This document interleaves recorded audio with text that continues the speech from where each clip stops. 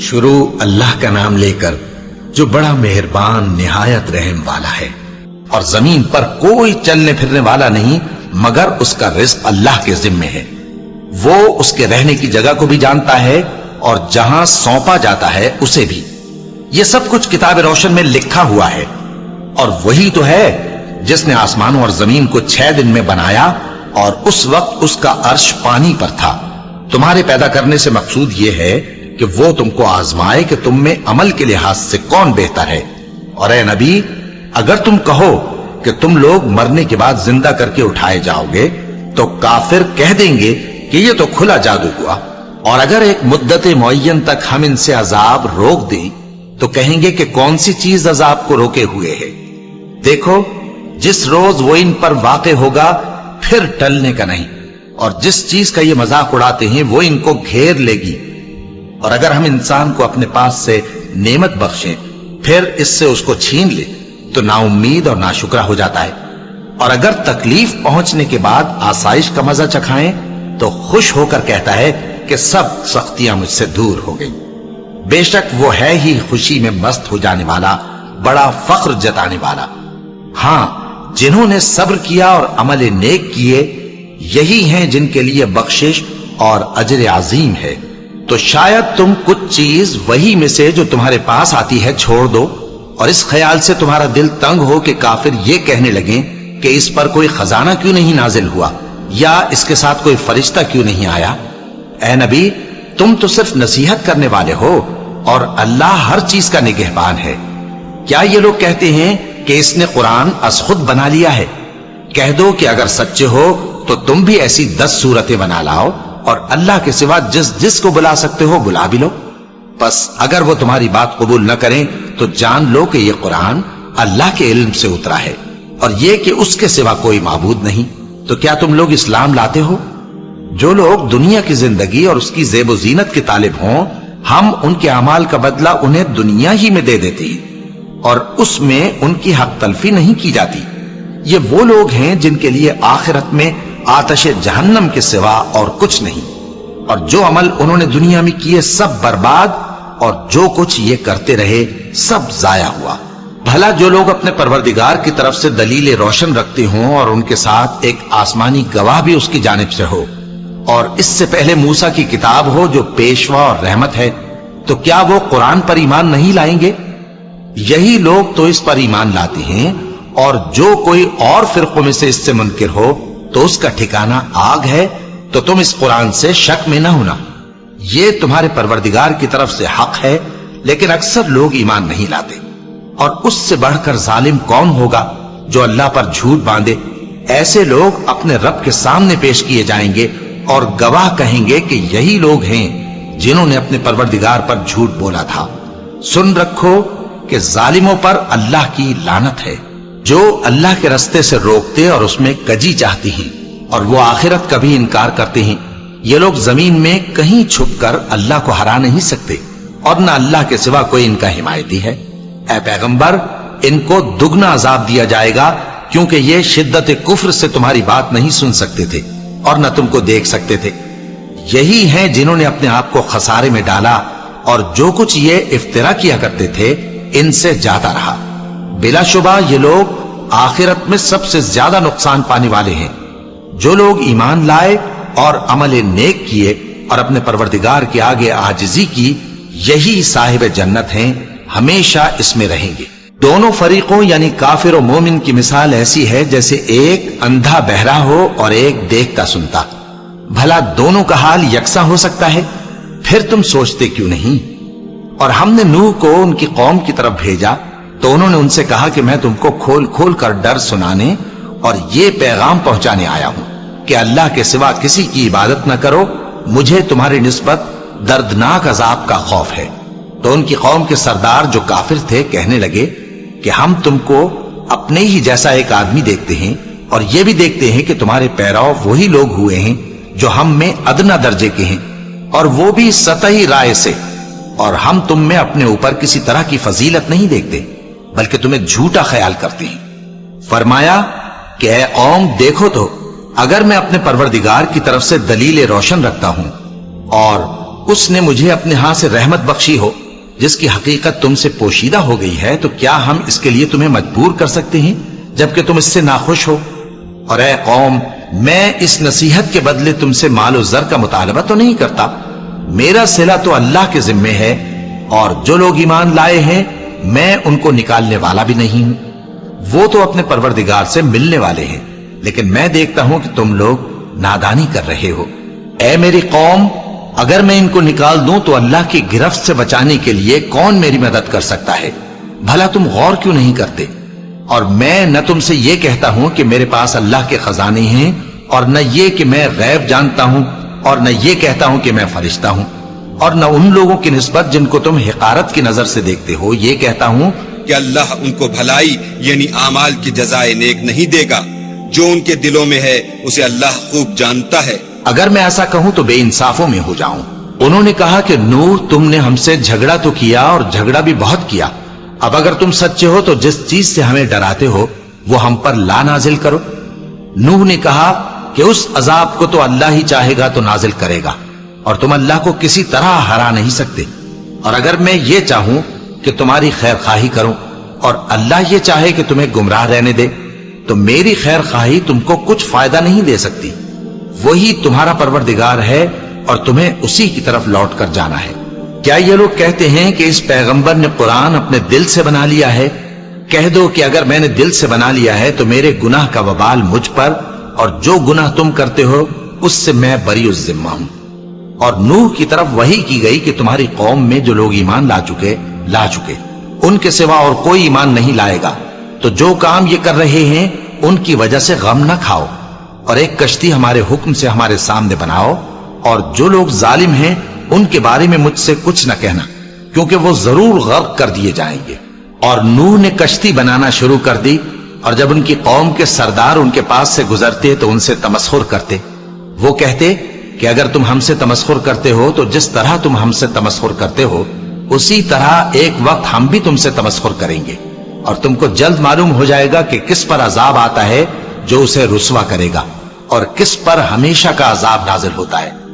یہاں تک کہ جب ہمارا حکم آ پہنچا اور تنور جوش مارنے لگا تو ہم نے نوح کو حکم دیا کہ ہر قسم کے پالتو جانوروں میں سے جوڑا جوڑا یعنی ایک ایک نر اور ایک ایک مادہ لے لو، اور جس شخص کی نسبت حکم ہو چکا ہے کہ ہلاک ہو جائے گا اس کو چھوڑ کر اپنے گھر والوں کو اور جو ایمان لایا ہو اس کو کشتی میں سوار کر لو۔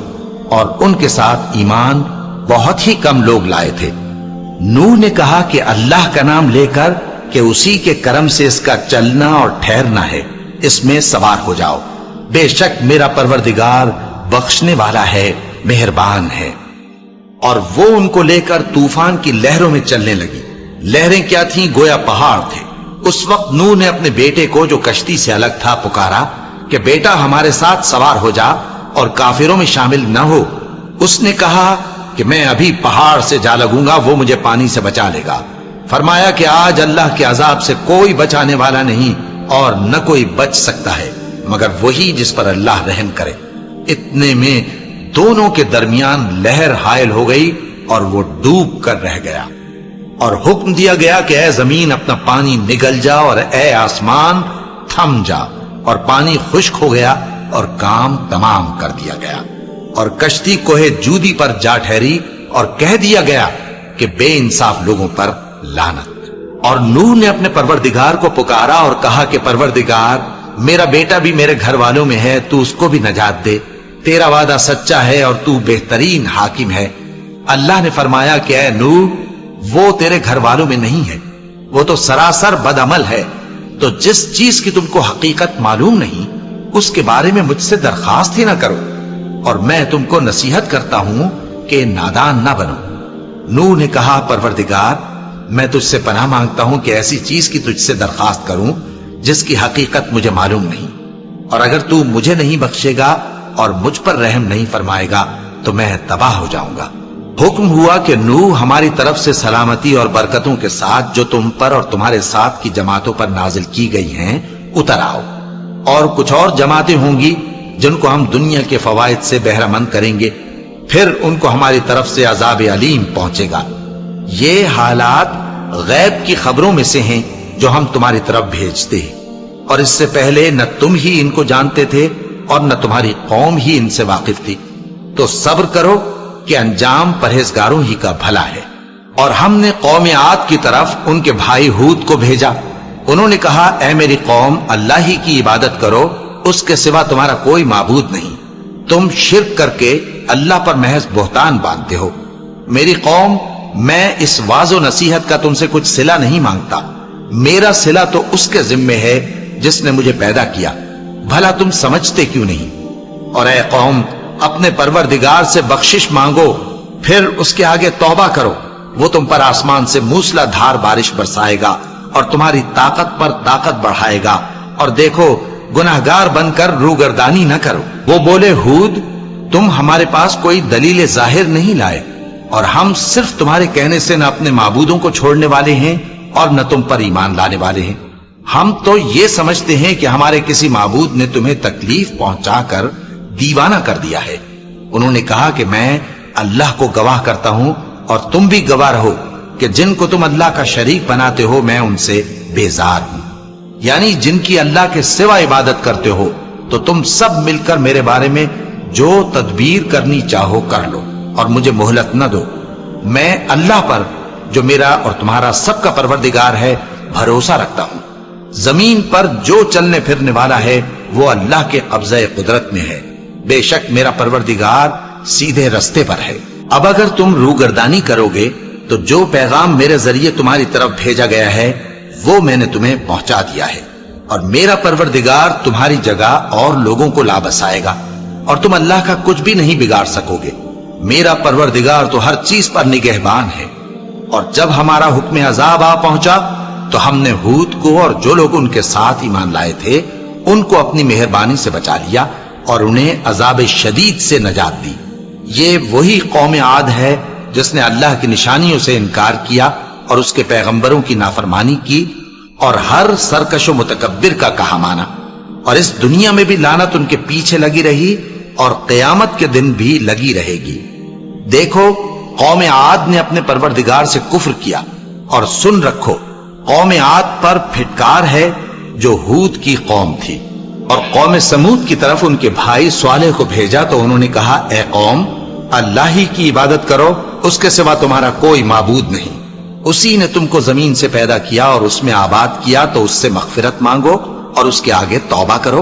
बेशक मेरा परवरदिगार नजदीक भी है और दुआ का कबूल करने वाला भी है। उन्होंने कहा कि स्वालेह, इससे पहले हम तुमसे कई तरह की उम्मीदें रखते थे, अब वो मुनक़ते हो गई। क्या तुम हमको उन चीजों से मना करते हो जिनको हमारे बुजुर्ग पूजते आए हैं? और जिस बात की तरफ तुम हमें बुलाते हो उसकी तरफ से हम बड़े भारी शक में हैं। स्वालेह ने कहा, ऐ मेरी कौम, भला देखो तो, अगर मैं अपने परवरदिगार की तरफ से खुली दलील पर हूं और उसने मुझे अपने हाथ से नबूवत की नेमत बख्शी हो, तो अगर मैं अल्लाह की नाफरमानी करूं तो उसके सामने मेरी कौन मदद करेगा? तुम तो कुफ्र की बातों से मेरा नुकसान ही करते हो। और यह भी कहा कि ऐ कौम, ये अल्लाह की ऊंटनी तुम्हारे लिए एक निशानी यानी मोजज़ा है, तो इसको छोड़ दो कि अल्लाह की जमीन में जहां चाहे चलती फिरे, और इसको किसी तरह की तकलीफ ना देना, वरना तुम्हें जल्द अजाब आ पकड़ेगा। मगर उन्होंने उसको काट डाला। तो स्वालेह ने कहा कि अपने घरों में 3 दिन और फायदे उठा लो, ये वादा है कि झूठा ना होगा। बस जब हमारा हुक्म आ गया तो हमने स्वालेह को और जो लोग उनके साथ ईमान लाए थे उनको अपनी मेहरबानी से बचा लिया और उस दिन की रुसवाई से महफूज रखा। बेशक तुम्हारा परवरदिगार ताकतवर है, जबरदस्त है। और जिन लोगों ने जुल्म किया था उनको चिंगाड़ की सूरत में अजाब ने आ पकड़ा, तो वो अपने घरों में औंधे पड़े रह गए, गोया कभी उनमें बसे ही न थे।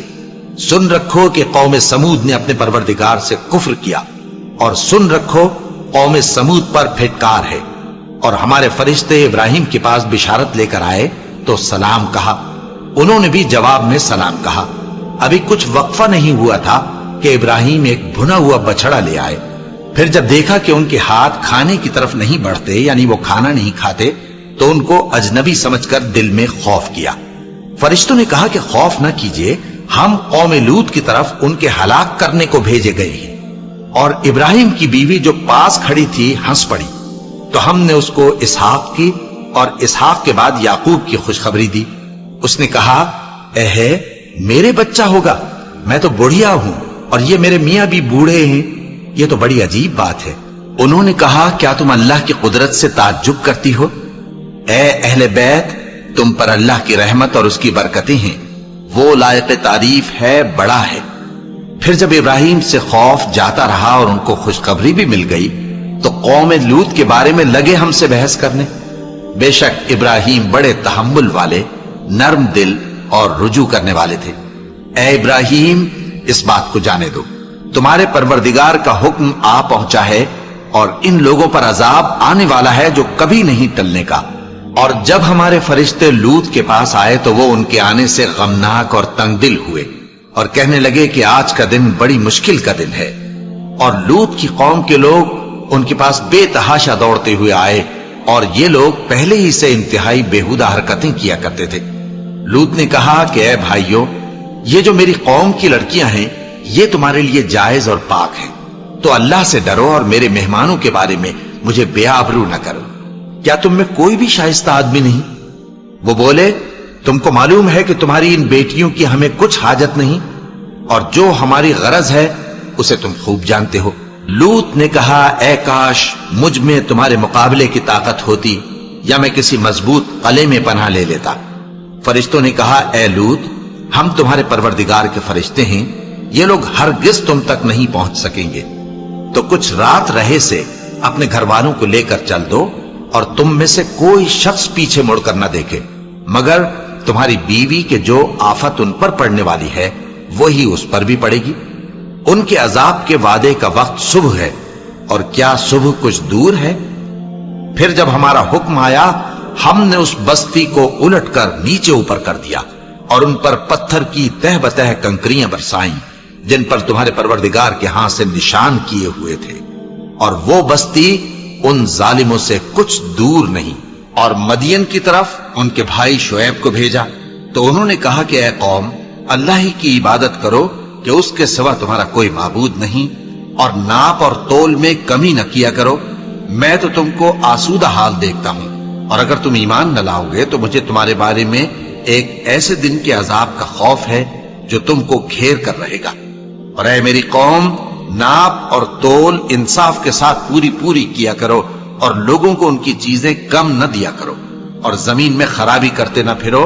اگر تم کو میرے کہنے کا یقین ہو تو اللہ کا دیا ہوا نفع ہی تمہارے لیے بہتر ہے، اور میں تمہارا نگہبان نہیں ہوں۔ انہوں نے کہا اے شعیب، کیا تمہاری نماز تمہیں یہ سکھاتی ہے کہ جن کو ہمارے باپ دادا پوجتے آئے ہیں ہم ان کو ترک کر دیں، یا اپنے مال میں تصرف کرنا چاہیں تو نہ کریں؟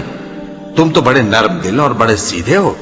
انہوں نے کہا کہ اے قوم، دیکھو تو اگر میں اپنے پروردگار کی طرف سے دلیل روشن پر ہوں اور اس نے اپنے ہاں سے مجھے نیک روزی دی ہو تو کیا میں اپنا فرض ادا نہ کروں؟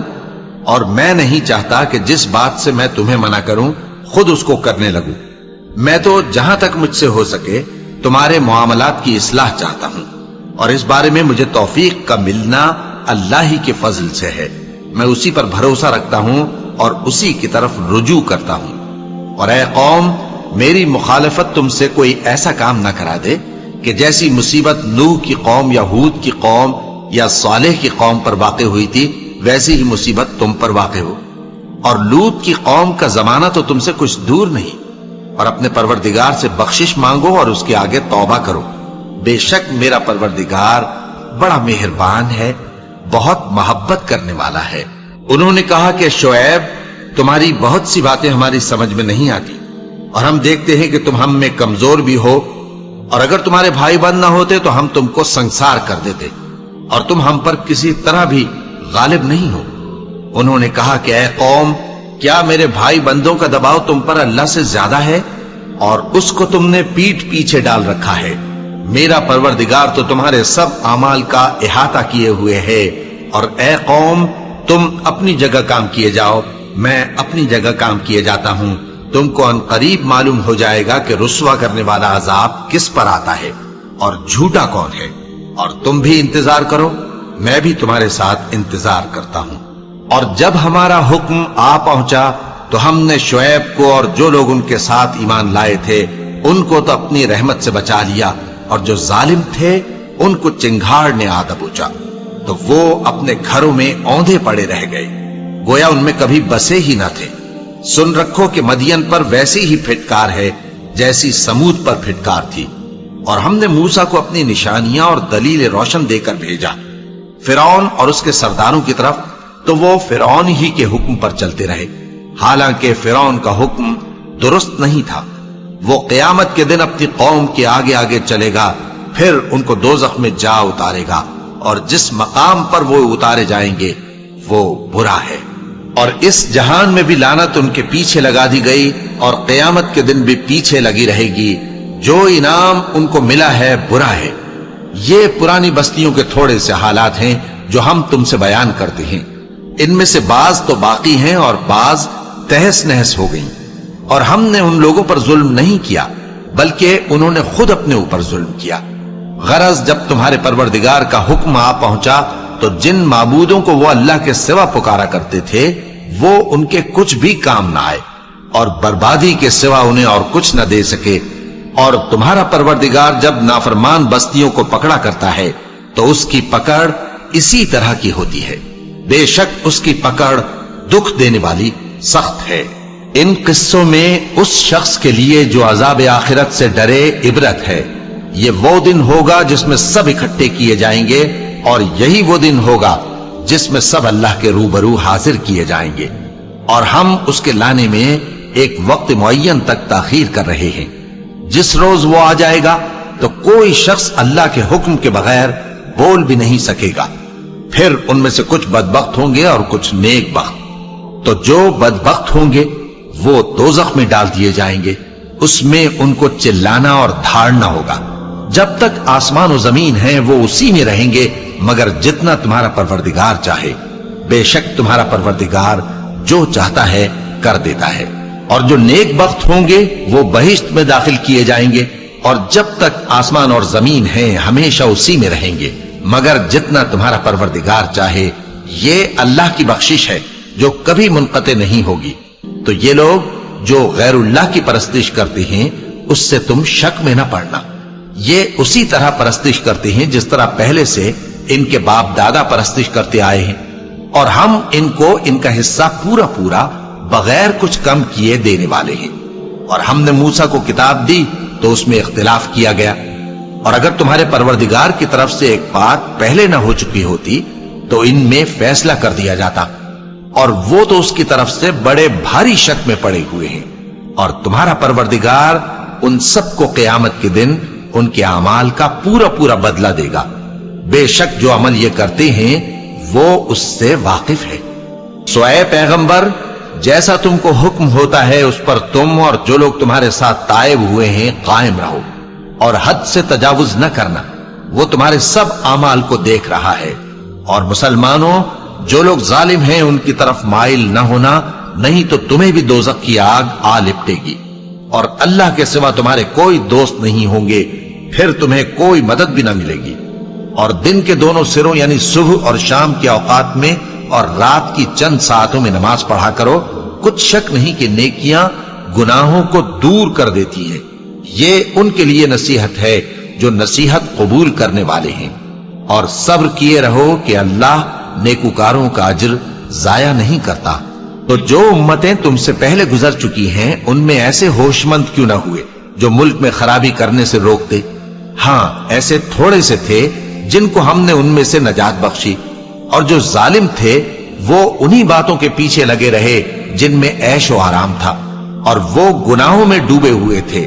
اور تمہارا پروردگار ایسا نہیں ہے کہ بستیوں کو جبکہ وہاں کے باشندے نیکوکار ہوں از راہ ظلم تباہ کر دے، اور اگر تمہارا پروردگار چاہتا تو تمام لوگوں کو ایک ہی جماعت کر دیتا، اور وہ برابر اختلاف کرتے رہیں گے، مگر جن پر تمہارا پروردگار رحم فرمائے، اور اسی لیے اس نے ان کو پیدا کیا ہے۔ اور تمہارے پروردگار کا قول پورا ہو گیا کہ میں دوزخ کو جنوں اور انسانوں سب سے بھر دوں گا۔ اور اے نبی اور پیغمبروں کے وہ سب حالات جو ہم تم سے بیان کرتے ہیں ان سے ہم تمہارے دل کو جمائے رکھتے ہیں، اور ان حالات میں تمہارے پاس حق پہنچ گیا اور یہ مومنوں کے لیے نصیحت اور عبرت ہے۔ اور جو لوگ ایمان نہیں لائے ان سے کہہ دو کہ تم اپنی جگہ عمل کیے جاؤ، ہم اپنی جگہ عمل کیے جاتے ہیں، اور نتیجہ اعمال کا تم بھی انتظار کرو، ہم بھی انتظار کرتے ہیں۔ اور آسمانوں اور زمین کی چھپی چیزوں کا علم اللہ ہی کو ہے، اور تمام معاملات اسی کی طرف رجوع کیے جائیں گے، تو اسی کی عبادت کرو اور اسی پر بھروسہ رکھو۔ اور جو کچھ تم لوگ کر رہے ہو تمہارا پروردگار اس سے بے خبر نہیں۔ شروع اللہ کا نام لے کر جو بڑا مہربان نہایت رحم والا ہے۔ الف لام را، یہ کتاب روشن کی آیتیں ہیں، ہم نے اس قرآن کو عربی میں نازل کیا ہے تاکہ تم لوگ سمجھ سکو۔ اے پیغمبر، ہم اس قرآن کے ذریعے سے جو ہم نے تمہاری طرف بھیجا ہے تمہیں ایک نہایت اچھا قصہ سناتے ہیں، اور تم اس سے پہلے بے خبر تھے۔ جب یوسف نے اپنے والد سے کہا کہ ابا، میں نے خواب میں 11 ستاروں اور سورج اور چاند کو دیکھا ہے، دیکھتا کیا ہوں کہ وہ مجھے سجدہ کر رہی ہیں۔ انہوں نے کہا کہ بیٹا، اپنے خواب کا ذکر اپنے بھائیوں سے نہ کرنا، نہیں تو وہ تمہارے حق میں کوئی چال چلیں گے۔ کچھ شک نہیں کہ شیطان انسان کا کھلا دشمن ہے، اور اسی طرح اللہ تمہیں برگزیدہ و ممتاز کرے گا اور خواب کی باتوں کی تعبیر کا علم سکھائے گا۔ اور جس طرح اس نے اپنی نعمت پہلے تمہارے دادا پر دادا ابراہیم اور اسحاق پر پوری کی تھی، اسی طرح تم پر اور اولاد یعقوب پر پوری کرے گا۔ بے شک تمہارا پروردگار سب کچھ جاننے والا ہے، حکمت والا ہے۔ ہاں، یوسف اور ان کے بھائیوں کے قصے میں پوچھنے والوں کے لیے بہت سی نشانیاں ہیں۔ جب انہوں نے آپس میں تذکرہ کیا کہ یوسف اور اس کا بھائی ابا کو ہم سے زیادہ پیارے ہیں، حالانکہ ہم جماعت کی جماعت ہیں، کچھ شک نہیں کہ ابا کھلی غلطی پر ہیں۔ یوسف کو یا تو جان سے مار ڈالو یا کسی ملک میں پھینک آؤ، پھر ابا کی توجہ صرف تمہاری طرف ہو جائے گی، اور اس کے بعد تم نیک لوگوں میں ہو جاؤ گے۔ ان میں سے ایک کہنے والے نے کہا کہ یوسف کو جان سے نہ مارو، کسی اندھے کنویں میں ڈال دو کہ کوئی راہگیر اسے نکال کر کسی دوسرے ملک میں لے جائے گا۔ اگر تم کو کرنا ہی ہے تو یوں کرو۔ یہ مشورہ کر کے وہ اپنے والد سے کہنے لگے کہ ابا جان، کیا سبب ہے کہ آپ یوسف کے بارے میں ہمارا اعتبار نہیں کرتے، حالانکہ ہم اس کے خیر خواہ ہیں؟ کل اسے ہمارے ساتھ بھیج دیجئے کہ خوب میوے کھائے اور کھیلے کودے، ہم اس کے نگہبان ہیں۔ انہوں نے کہا کہ یہ امر مجھے غمناک کیے دیتا ہے کہ تم اسے لے جاؤ، یعنی وہ مجھ سے جدا ہو جائے، اور مجھے یہ بھی خوف ہے کہ تم کھیل میں اس سے غافل ہو جاؤ اور اسے بھیڑیا کھا جائے۔ وہ کہنے لگے کہ اگر ہماری موجودگی میں کہ ہم ایک طاقتور جماعت ہیں اسے بھیڑیا کھا گیا تو ہم بڑے نقصان میں پڑ گئے۔ غرض جب وہ اس کو لے گئے اور اس بات پر اتفاق کر لیا کہ اس کو اندھے کنویں میں ڈال دیں، اور ہم نے یوسف کی طرف وحی بھیجی کہ ایک وقت ایسا آئے گا کہ تم انہیں ان کے اس سلوک سے آگاہ کرو گے، اور ان کو اس وحی کی کچھ خبر نہ ہوگی۔ اور یہ حرکت کر کے وہ رات کے وقت باپ کے پاس روتے ہوئے آئے، کہنے لگے کہ ابا جان، ہم تو دوڑنے اور ایک دوسرے سے آگے نکلنے میں مصروف ہو گئے اور یوسف کو اپنے اسباب کے پاس چھوڑ گئے تو اسے بھیڑیا کھا گیا، اور آپ ہماری بات کو گو ہم سچ ہی کہتے ہیں باور نہیں کریں گے۔ اور ان کے کرتے پر جھوٹ موٹ کا لہو بھی لگا لائے۔ یعقوب نے کہا کہ یوں نہیں ہے، بلکہ تم اپنے دل سے یہ بات بنا لائے ہو۔ اچھا، صبر، کہ وہی خوب ہے، اور جو تم بیان کرتے ہو اس کے بارے میں اللہ ہی سے مدد چاہیے۔ اور اب اللہ کی شان دیکھو کہ اس کنویں کے قریب ایک قافلہ آوارد ہوا اور انہوں نے پانی کے لیے اپنا سقا بھیجا، تو اس نے کنویں میں ڈول لٹکایا، یوسف اس سے لٹک گئے۔ وہ بولا، زہے قسمت، یہ تو ایک لڑکا ہے، اور اس کو قیمتی سرمایہ سمجھ کر چھپا لیا۔ اور جو کچھ وہ کرتے تھے اللہ کو خوب معلوم تھا، اور انہوں نے اس کو تھوڑی سی قیمت یعنی معدود چند درہموں پر بیچ ڈالا، اور وہ اس سے بیزار ہو رہے تھے۔ اور مصر میں جس شخص نے اس کو خریدا، اس نے اپنی بیوی سے جس کا نام زلیخا تھا کہا کہ اس کو عزت و اکرام سے رکھو، عجب نہیں کہ یہ ہمیں فائدہ دے یا ہم اسے بیٹا بنا لے۔ اس طرح ہم نے یوسف کو سرزمین مصر میں جگہ دی، اور غرض یہ تھی کہ ہم ان کو خواب کی باتوں کی تعبیر سکھائیں۔ اور اللہ اپنے کام پر غالب ہے، لیکن اکثر لوگ نہیں جانتے۔ اور جب وہ اپنی جوانی کو پہنچے تو ہم نے ان کو دانائی اور علم عطا کیا، اور نیکوکاروں کو ہم اسی طرح بدلہ دیا کرتے ہیں۔ اور جس عورت کے گھر میں وہ رہتے تھے اس نے ان کو اپنی طرف مائل کرنا چاہا، اور دروازے بند کر کے کہنے لگی یوسف جلدی آؤ۔ انہوں نے کہا کہ اللہ پناہ میں رکھے، وہ یعنی تمہارے میاں تو میرے آقا ہیں، انہوں نے مجھے اچھی طرح سے رکھا ہے، میں ایسا ظلم نہیں کر سکتا، بے شک ظالم لوگ فلاح نہیں پائیں گے۔ اور اس عورت نے ان کا قصد کیا اور انہوں نے اس کا قصد کیا۔ اگر وہ اپنے پروردگار کی نشانی نہ دیکھتے تو جو ہوتا سو ہوتا۔ یوں اس لیے کیا گیا کہ ہم ان سے برائی اور بے حیائی کو روک دیں، بے شک وہ ہمارے چنے ہوئے بندوں میں سے تھے۔ اور دونوں دروازے کی طرف بھاگے، آگے یوسف پیچھے زلیخا، اور عورت نے ان کا کرتا پیچھے سے پکڑ کر جو کھینچا تو پھاڑ ڈالا، اور دونوں کو دروازے کے پاس عورت کا خاوند مل گیا۔ تو عورت بولی کہ جو شخص تمہاری بیوی کے ساتھ برا ارادہ کرے اس کی اس کے سوا کیا سزا ہے کہ یا تو قید کیا جائے یا اسے دکھ کا عذاب دیا جائے۔ یوسف نے کہا اسی نے مجھ کو اپنی طرف مائل کرنا چاہا تھا، اور اس کے خاندان میں سے ایک گواہ نے گواہی دی کہ اگر اس کا کرتا آگے سے پھٹا ہو تو یہ سچی اور یوسف جھوٹا ہے، اور اگر کرتا پیچھے سے پھٹا ہو تو یہ جھوٹی اور وہ سچا ہے۔ سو جب اس کا کرتا دیکھا تو پیچھے سے پھٹا تھا، تب اس نے زلیخا سے کہا کہ یہ تمہارا ہی فریب ہے، اور کچھ شک نہیں کہ تم عورتوں کے فریب بڑے بھاری ہوتے ہیں۔ یوسف اس بات کا خیال نہ کر، اور زلیخا تو اپنے گناہ کی بخشش مانگ، بے شک خطا تیری ہی ہے۔ اور شہر میں عورتیں گفتگویں کرنے لگیں کہ عزیز کی بیوی اپنے غلام کو اپنی طرف مائل کرنا چاہتی ہے اور اس کی محبت اس کے دل میں گھر کر گئی ہے، ہم دیکھتی ہیں کہ وہ کھلی گمراہی میں ہے۔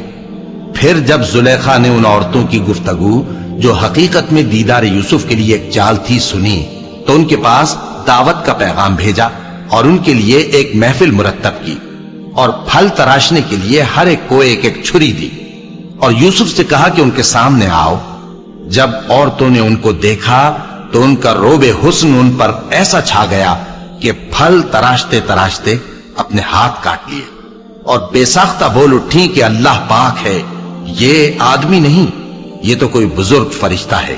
زلیخا نے کہا تو یہ وہی ہے جس کے بارے میں تم مجھے تانے دیتی تھی، اور بے شک میں نے اس کو اپنی طرف مائل کرنا چاہا مگر یہ بچا رہا، اور اگر یہ وہ کام نہ کرے گا جو میں اسے کہتی ہوں تو قید کر دیا جائے گا اور ذلیل ہوگا۔ یوسف نے دعا کی کہ پروردگار جس کام کی طرف یہ مجھے بلاتی ہیں اس کی نسبت مجھے قید پسند ہے، اور اگر تو مجھ سے ان کے فریب کو نہ ہٹائے گا تو میں ان کی طرف مائل ہو جاؤں گا اور نادانوں میں سے ہو جاؤں گا۔ پس ان کے رب نے ان کی دعا قبول کر لی اور ان سے عورتوں کا داؤں ٹال دیا، بے شک وہی تو سننے والا ہے، جاننے والا ہے۔